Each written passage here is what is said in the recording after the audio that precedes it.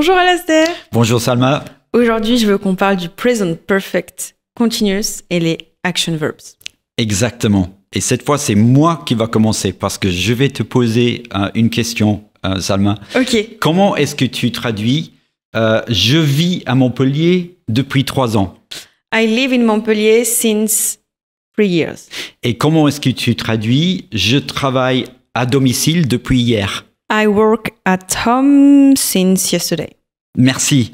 Alors, c'est une réponse très courante parmi les Français et c'est une réponse qui n'est pas correcte. Ah bon? Exactement. Parce qu'en anglais, on n'utilise pas le present tense comme on fait en français. On utilise plutôt le present perfect continuous. Je comprends mieux pourquoi tu m'as posé cette question. Donc, qu'est-ce que le present perfect continuous? Alors, le present perfect continuous décrit une action qui a commencé dans le passé, qui a continué jusqu'au moment présent et qui stresse surtout la durée de l'action. Et c'est peut-être ce dernier élément qui est le plus important. Donc, quand tu dis que ça stresse la continuité, qu'est-ce que tu entends par ça? Ça veut dire que c'est important? En fait, c'est ce qu'il dit, c'est la partie continuous qui est le plus important. C'est une action du passé, mais c'est la partie continue, continuous, qui est pertinent. Donc, par exemple, I've been living in Paris. I've been working from home. Ça stresse la continuité, la durée de l'action jusqu'au moment présent. Oui, c'est ce qu'on appuie sur la phrase qui est important.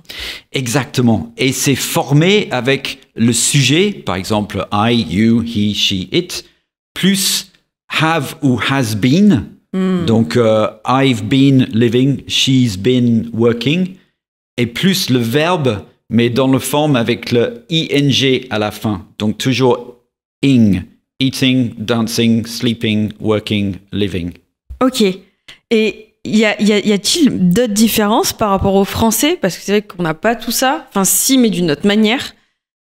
Tout à fait. On peut reprendre, par exemple, nos premiers exemples. Donc, en français, je vis à Montpellier depuis 3 ans. Je travaille à la maison depuis hier. Il y a le même mot qu'on utilise chaque fois en français et ça c'est... Depuis? Depuis, exactement. En anglais, on utilise 2 mots différents. Je vais te donner 2 phrases et tu vas essayer d'identifier ces 2 mots, ok? Donc, I've been living in Montpellier for 3 years. I've been working at home since yesterday. For et since. Félicitations, exactement. Donc, en fait, vous avez 2 depuis. Voilà, on a 2 depuis et c'est pour ça que les Français font beaucoup de fautes. Donc, quand est-ce qu'on utilise for? On utilise for pour décrire une période de temps.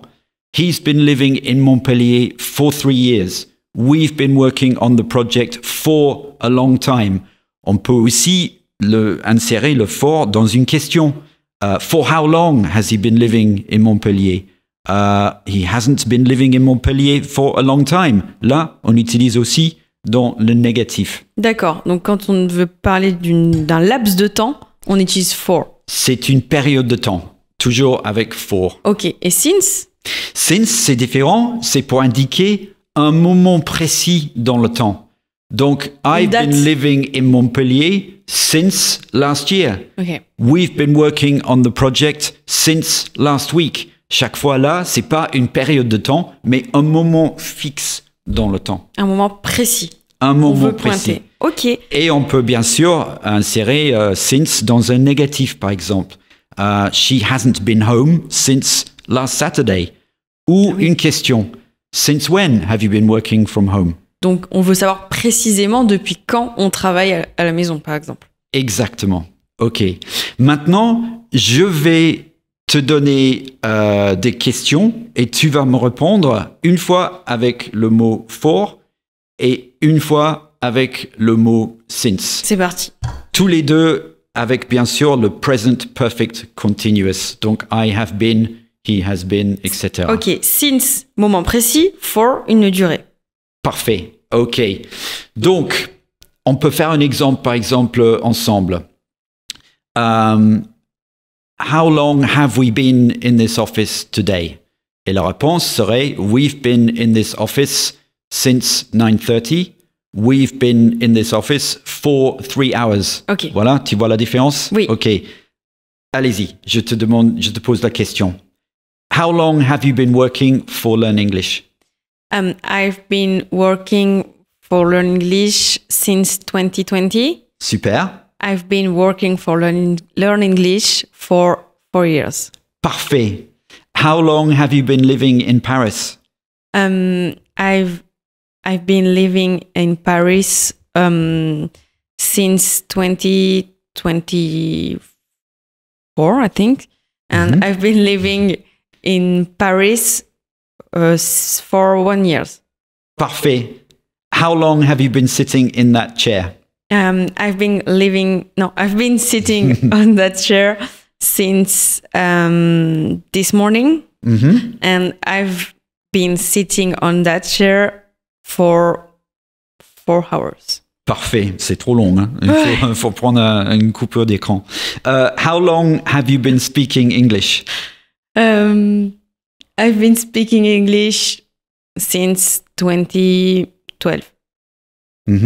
Et avec for? I've been speaking English for 10 years. Parfait. OK. Bon, c'est pas un exercice de maths. Oui, parce que je calcule pas en même temps. D'accord. Maintenant, c'est à toi de me poser les questions. OK? Je vais répondre avec for et since et avec toujours le present perfect continuous. So, ask me how long I've been living in France. Alors, how long have you been living in France? I've been living in France for 25 years. I've been living in France since 1999. OK. Pardon, c'est à moi de parler. Ask me how long I've been speaking French. How long have you speaking French? How long have you been speaking How long French? have you been speaking French? I've been speaking French since the 1970s. I've been speaking French for a long time. Yes. Ask me how long I've been sitting in this chair. How long have you been sitting on this chair? I've been sitting in this chair since midday. I've been sitting in this chair for half an hour. Yeah. Voilà. Ask me, dernière question, how long I've been living in my present house. How long have you been living in your present house? I've been living in my present house for 1 year. I've been living in my present house since last year. Ok, c'est très clair. Vraiment, je vois ça d'une toute autre manière. Merci Alastair. Merci et à Salma. la prochaine. À la prochaine. Ça y est, la leçon est terminée. J'espère que vous aussi, vous avez appris quelque chose avec moi durant cet épisode. Vous allez pouvoir retrouver tous nos épisodes sur notre playlist Learn English. Et n'hésitez pas à nous envoyer des commentaires, des questions ou des thématiques que vous voulez aborder pour les prochains podcasts sur nos réseaux sociaux ou également sur notre site directement.